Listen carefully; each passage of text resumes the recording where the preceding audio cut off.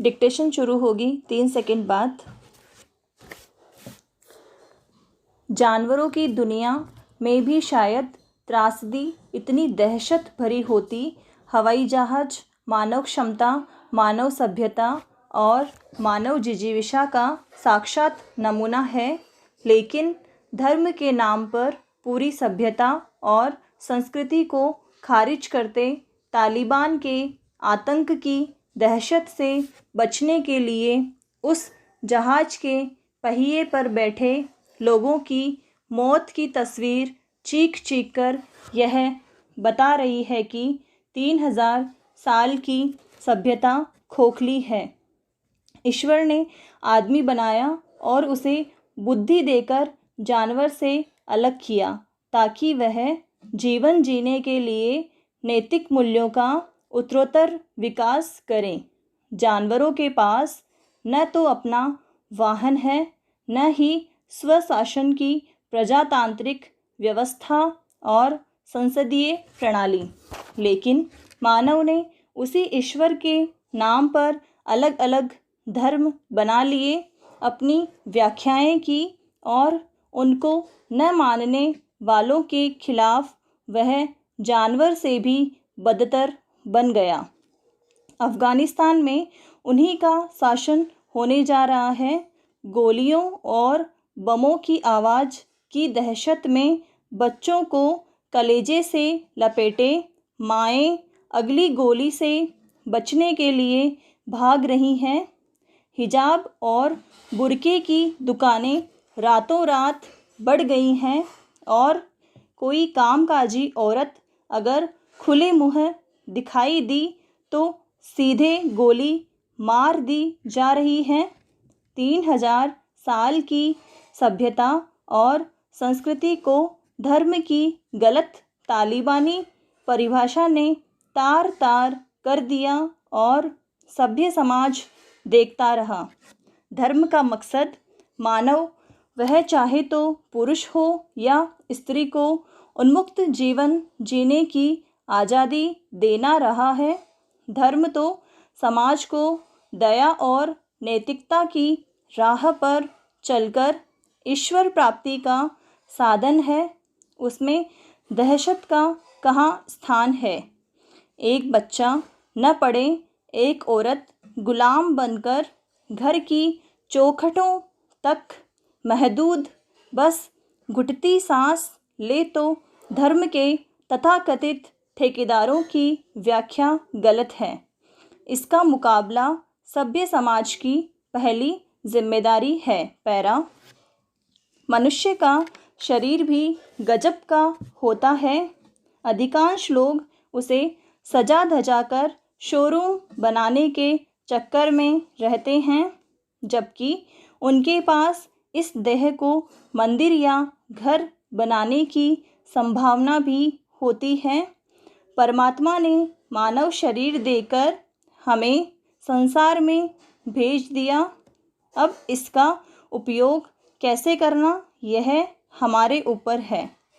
इसी शरीर से लोग आत्मा तक पहुंच जाते हैं और इसी से आत्महत्या कर जाते हैं। चूहों की प्रजाति है लेमिंग। किंवदंती है कि इस प्रजाति के चूहे समुद्र में कूदकर आत्महत्या ही करते हैं।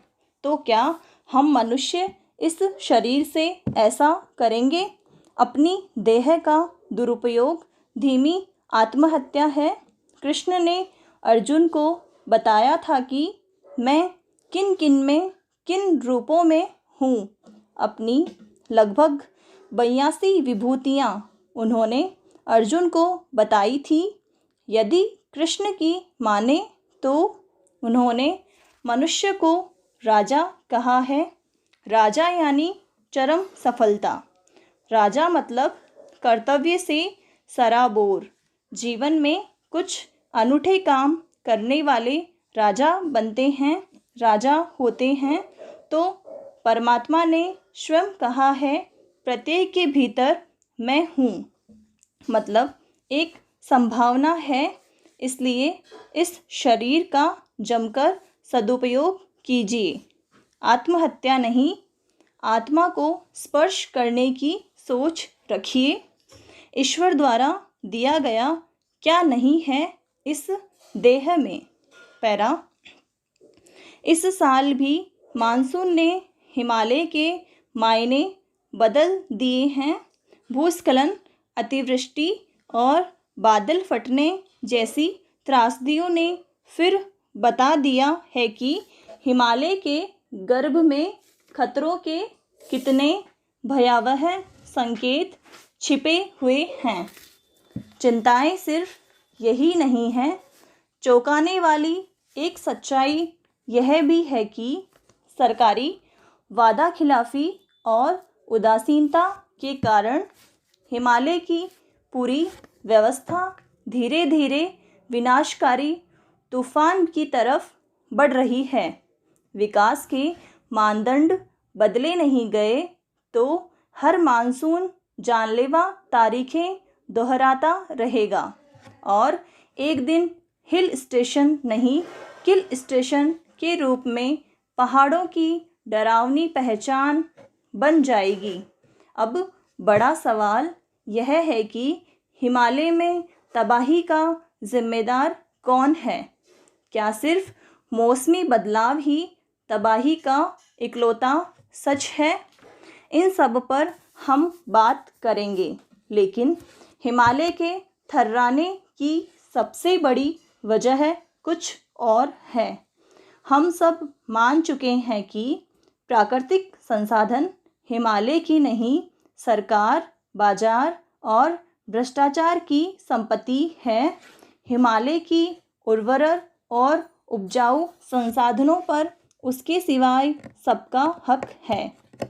यही वजह है कि पूरी व्यवस्था प्रकृति को जाने बगैर विकास के बुलडोज़र चला रही है। नतीजा हर मानसून मौत की तरह बरस रहा है। भूस्खलन, अतिवृष्टि और बादल फटना तब से जारी है जब से हिमालय पर इंसानी दस्तखत नहीं थे। यह स्वाभाविक और प्राकृतिक प्रक्रिया है। जानलेवा तब हुआ जब दरकते पहाड़ के पेट में घुसकर विकास के नाम पर घर, बांध, दुकानें, सड़कें, सुरंगें बनाकर बैठ गए। यह सही है कि हिमालय में बर्फ़ के पहाड़ तेज़ी से पिघल रहे हैं। हर साल अचानक बाढ़ और भूस्खलन की तीव्रता ने भी पहाड़ों को तबाही के नए ताबूत में तब्दील कर दिया है। किंतु इस तथ्य पर भी गौर करने की ज़रूरत है कि मौसम और तबाहियों से निपटने के लिए विज्ञान और सत्ता की तैयारी क्या है। हकीकत यह है कि हिमालय के भूगोल को नेतृत्व और उनकी नीतियों ने कभी समझा ही नहीं। जहाँ तक विज्ञान का सवाल है तो उसके पास आपदा से बचने के उपाय तो छोड़िए, पूर्वानुमान या चेतावनी देने के लिए आंकड़े तक नहीं हैं। सरकार की प्राथमिकता या एजेंडे में हिमालय न था न कभी होगा। नतीजा पर्यावरण व विकास के बीच की दूरी भी लगातार बढ़ रही है। इसी के साथ बढ़ रहे हैं तबाही के आंकड़े। हिमालय के दो पहलू हैं, मौसम और उससे होने वाली आपदा। लेकिन हैरानी की बात है कि मौसम विभाग और राष्ट्रीय आपदा प्रबंधन के बीच तालमेल नहीं है। मौसम विभाग जो चेतावनी जारी करता है उसका विश्लेषण भी आपदा प्रबंधन तंत्र नहीं कर पाता। इसलिए आपदा से बचने के उपाय और प्रबंधन नहीं हो पाते। जाहिर है जब व्यवस्था में ऐसी स्थितियां हो तो हिमालय में रहने वाले और वहां जाने वालों की जान माल का भगवान ही मालिक है।